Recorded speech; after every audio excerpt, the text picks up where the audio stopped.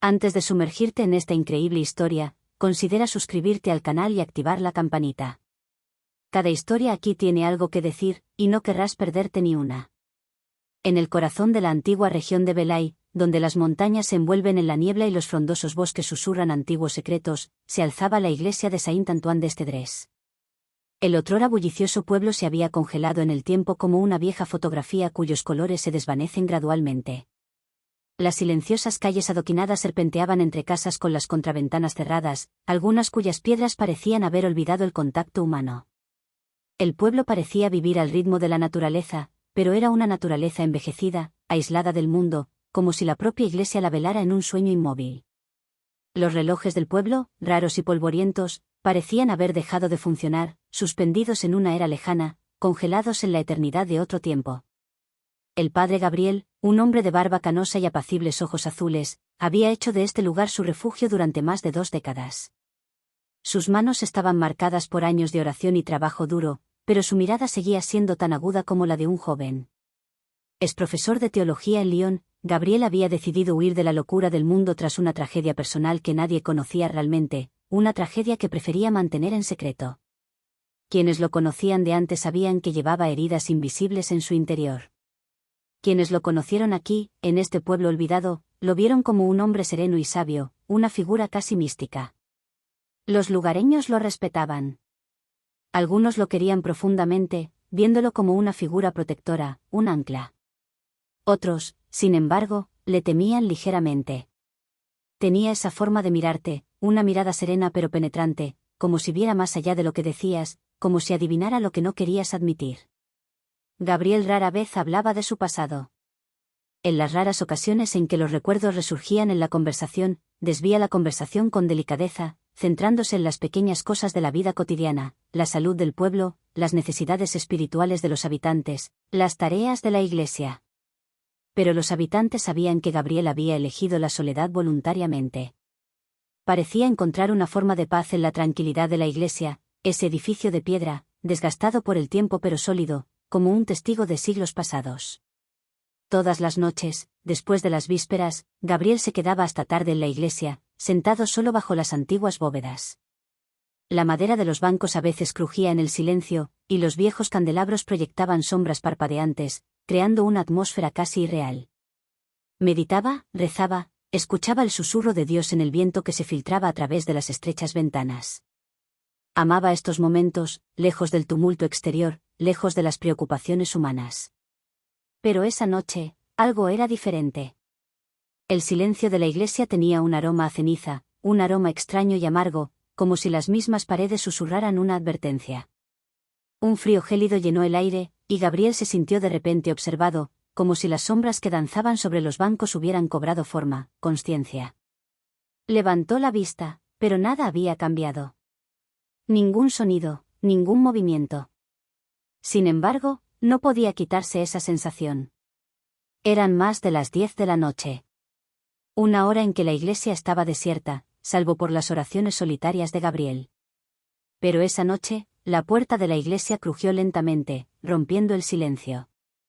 Gabriel levantó la vista. Una figura entró. Era alta, erguida y con una postura imponente.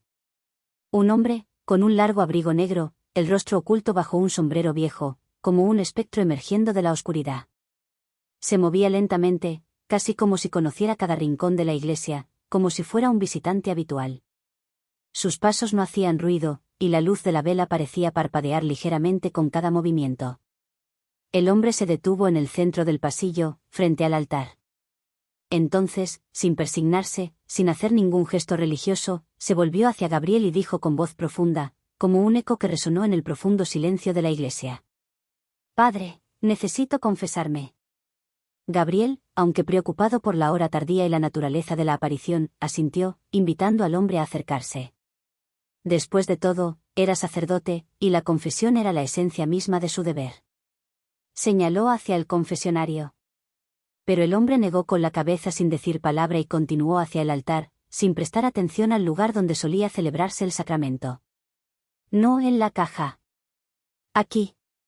En voz alta. «Debes oír», dijo, como si fuera una exigencia. Gabriel sintió una extraña presión en el aire, una tensión creciente. Observó el rostro del hombre, pero aún permanecía a la sombra de su sombrero. El sacerdote tuvo una extraña sensación de déjà vu, como si hubiera visto esa escena cientos de veces en sueños, como si ese momento fuera inevitable. El aire parecía cargado de una energía extraña y vibrante, como si algo estuviera a punto de estallar. Las velas del altar parpadearon, la luz se volvió inestable, y Gabriel sintió que se quedaba sin aliento por un instante. Muy bien, murmuró con un dejo de escepticismo en la voz, pero no estaba seguro de si era miedo o curiosidad lo que le hacía hablar así. El hombre se acercó. Le temblaban ligeramente las manos. Las sacó lentamente de los bolsillos, como si no quisiera que Gabriel viera lo que sostenía. En una mano, sostenía una pequeña libreta negra y desgastada, con los bordes deshilachados por el tiempo. En la otra, aferraba un cuchillo, afilado y brillante a la luz de las velas. El contraste entre el objeto de oración y el arma de violencia parecía surrealista. «Leíste lo que no debía leerse», dijo con voz ronca, señalando el cuaderno. «Encontraste la carta de 1911 en los archivos. La que nunca debió abrirse». El rostro de Gabriel palideció. 2 días antes, mientras revisaba con esmero los polvorientos archivos de la iglesia, se había topado con esta extraña correspondencia, olvidada durante más de un siglo. Una carta escrita por un sacerdote desaparecido en circunstancias enigmáticas. El contenido era inquietante, hablaba de un culto pagano, antiguos sacrificios ofrecidos a una entidad misteriosa y un antiguo pacto entre un noble local y una fuerza incomprensible. Las palabras parecían quemar las páginas, y la inquietante sensación de que algo peligroso había despertado en estos viejos papeles se apoderó de Gabriel. No se había atrevido a compartir este descubrimiento, ni siquiera a imaginar su significado. «Este lugar», añadió el hombre, «pertenece a otra cosa. Y tú has despertado lo que dormía». Gabriel dio un paso atrás, con la mente dándole vueltas bajo el peso de la revelación. El miedo, sordo y poderoso, se mezclaba con la confusión. El hombre no había dicho, nosotros, ni, tú, sino, que estaba durmiendo. Y mientras Gabriel buscaba las palabras para razonar con este extraño visitante, una brisa helada invadió de repente la iglesia, como una puerta invisible que se abría a otro mundo. Ya era demasiado tarde. Y luego. Un suave ruido rompió el aterciopelado silencio. Un susurro, casi imperceptible, como el aliento sobre un tapiz antiguo. Entonces, de las densas sombras de la nave, algo emergió. Un gato. Negro. Imponente. Majestuoso. Se movía con solemne lentitud, como si conociera cada piedra, cada crujido del bosque sagrado. Su pelaje parecía absorber la luz parpadeante de las velas, y sus ojos, 2 destellos de oro puro, brillaban con una extraña inteligencia. Ni un maullido. Ni un sonido. Solo el leve roce de sus patas sobre el suelo de piedra. Gabriel no se atrevió a moverse. El hombre del cuaderno dio un paso atrás. El gato no se detuvo hasta quedar justo entre los 2 hombres. Entonces se sentó, con una dignidad de otro mundo, con la cola enroscada alrededor de las patas. El silencio se hizo aún más pesado. El hombre sufrió un espasmo. Su rostro se desplomó, como si algo se hubiera roto en su interior. Él, balbució. No. Él no. Es imposible. Abrió los ojos de par en par. Le temblaban las manos como si respirara un aliento gélido. Retrocedió aún más, tropezó con un escalón y el cuchillo cayó con un golpe seco. Entonces giró bruscamente y huyó a toda velocidad hacia la noche, como un hombre perseguido por una criatura invisible. Gabriel se quedó allí, paralizado. El corazón le latía con fuerza, pero no tenía miedo. No. Más bien, sentía un profundo mareo. Una intuición visceral de que lo que veía ante él no pertenecía al orden natural. El gato giró lentamente la cabeza hacia él. Su mirada no era amenazante ni amable. Era una mirada de igual a igual. Como la de un juez. Una mirada antigua e insondable. Entonces, sin hacer ruido, saltó ágilmente a uno de los bancos laterales. Y con un destello de sombra, desapareció en la oscuridad de la nave. El silencio volvió a caer. Pero ya no era el mismo. Tenía una profundidad nueva, casi sagrada. como si la iglesia misma contuviera la respiración. A la mañana siguiente, la policía encontró al atacante vagando por la linde del bosque, demacrado, cubierto de barro y arañazos, como si hubiera luchado contra una fuerza invisible. Aún sostenía el pequeño cuaderno negro contra el pecho, pero sus páginas estaban arrancadas, esparcidas como hojas secas. Repitió palabras extrañas con voz ronca. Él me vio. Él me juzgó. Ya no soy nada. En el hospital, los médicos hablaron de delirio psicótico agudo. Pero ningún sedante parecía calmarlo. Se acurrucó en cuanto oscureció su habitación. Y rechazó cualquier luz tenue, exigiendo que todo permaneciera encendido. Como si temiera que el gato volviera. Pero aún más inquietante, cuando intentaron identificarlo, no existía ningún documento a su nombre. Ningún rastro en los registros nacionales. Ni licencia, ni número de la seguridad social, ni siquiera una dirección. Ni pasado ni presente. Como si este hombre nunca hubiera existido oficialmente. Y, sin embargo, conocía detalles precisos, enterrados en los archivos de la iglesia, secretos que ni siquiera los más ancianos del pueblo conocían. Habló de un sacerdote desaparecido, de un noble involucrado en prácticas prohibidas, de un pacto de sangre hecho en la sacristía trasera hacía más de un siglo. Gabriel, disgustado, decidió seguir la pista. Contactó al obispado y lo contó todo. Pero la respuesta fue escalofriante. Silencio, padre. Lo que viste no debe repetirse.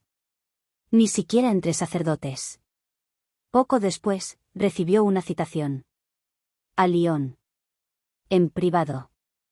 En una habitación oscura del palacio episcopal, un cardenal anciano, con el rostro cerrado y los dedos temblorosos, lo recibió sin vacilar. Este gato, dijo. Negro. ¿Ojos dorados? Gabriel asintió. El cardenal palideció y se santiguó lentamente. No eres la primera en verlo, murmuró. Pero recé para que fueras la última. Se levantó con dificultad y se acercó a un armario, que abrió con llave. Sacó un libro viejo, encuadernado en cuero ennegrecido por el tiempo. En la portada, una sencilla inscripción en latín, Guardián del Pacto, el guardián del pacto. Nos ha cuidado durante generaciones, explicó el cardenal. Aparece cuando el equilibrio de poder se ve amenazado. Cuando los hombres rompen antiguos juramentos. Hizo una pausa y miró fijamente las páginas polvorientas. Dicen que no es ni ángel ni demonio. Que no sirve ni a Dios ni al diablo. Es más antiguo que nuestras disputas. Juzga a quienes se atreven a cruzar ciertos límites. A quienes despiertan lo que no debe despertarse. Gabriel sintió un sudor frío correr por su espalda. ¿Qué pasaría si el pacto se rompiera? El cardenal cerró el libro. Así que este pueblo no ha terminado de oír pasos en la noche. De vuelta en Saint-Antoine, Gabriel no perdió ni un minuto. Su sueño era intranquilo, sus pensamientos agitados. La mirada del gato, grabada en su memoria, parecía guiarlo, llamarlo. Se sumergió de nuevo en los archivos parroquiales, una habitación oscura al fondo del presbiterio, que pocos sacerdotes se habían atrevido a explorar en décadas. Día tras día, buscó, descifró, copió, hundiéndose en el polvo de siglos pasados. Registros apolillados, cartas amarillentas, documentos con tinta descolorida. Entonces, tras una semana de arduo trabajo, encontró un diario encuadernado en cuero, con los bordes ennegrecidos por el tiempo. La tapa lucía una sencilla cruz tallada a cuchillo. El diario de un sacerdote llamado Agustín del Hombre, fechado en 1898. Las primeras páginas describían una parroquia con problemas, malas cosechas, una nobleza en decadencia y el creciente temor del pueblo. Luego, con un tono cada vez más serio, Agustín habló de un hombre, el vizconde Armand de Baurie. Un noble arruinado. Pero respetado. Amado por su pueblo. Lo había perdido todo, tierras, fortuna, herencia. Y, sin embargo, se negaba a abandonar el patrimonio familiar. Según el periódico, había buscado una solución en otra parte. Gabriel sintió un escalofrío al leer el resto. Se dice que Armand de Baurie hizo un pacto. No con el diablo, no. No fue un pacto infernal.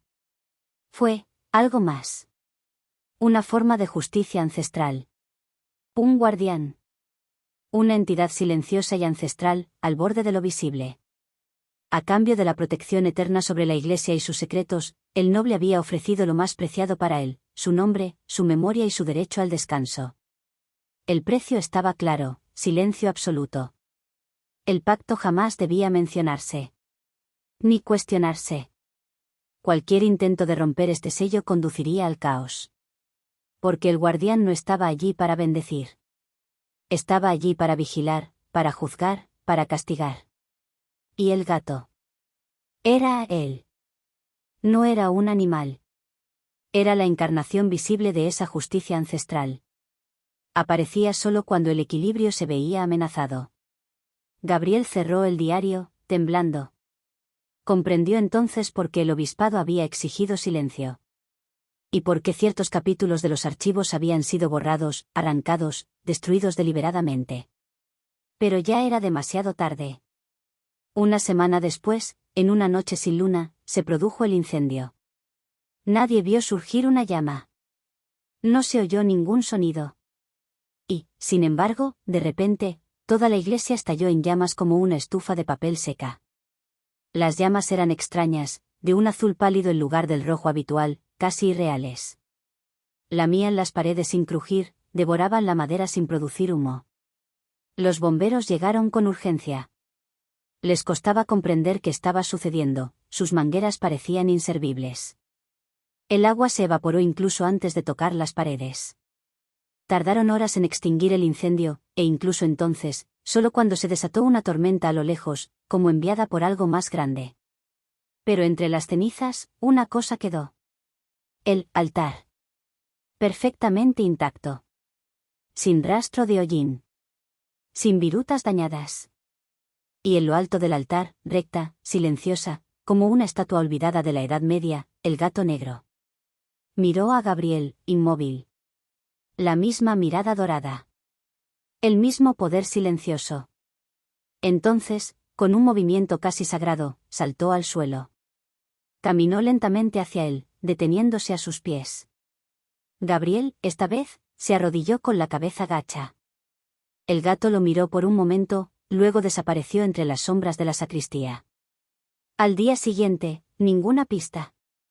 Ninguna señal de incendio. Ninguna silueta en las cámaras de seguridad. Ningún ruido percibido por los vecinos. La investigación se cerró por evento inexplicable. Pero en los días siguientes, el pueblo cambió. Algo flotaba en el aire. Una especie de respeto mezclado con miedo.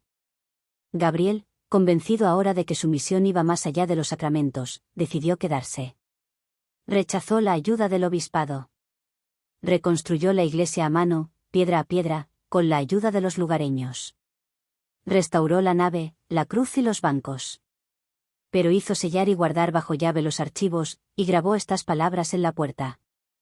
Toda luz tiene su precio. Abrió la iglesia día y noche, ofreciendo refugio a las almas perdidas. Pero nunca volvió a hablar del gato. Ni del fuego. Ni del pacto. Y aún así. A veces, muy tarde por la noche, algunos residentes afirmaban haber visto una figura negra cruzando la nave. Un reflejo dorado en la sombra. Un soplo de silencio. Una mirada vieja. Algunos decían que la iglesia de San Antonio había sido bendecida por un santo olvidado. Otros hablaban de un espíritu de justicia de otra época. Pero todos los que habían conocido la mirada del gato sabían. Él está mirando.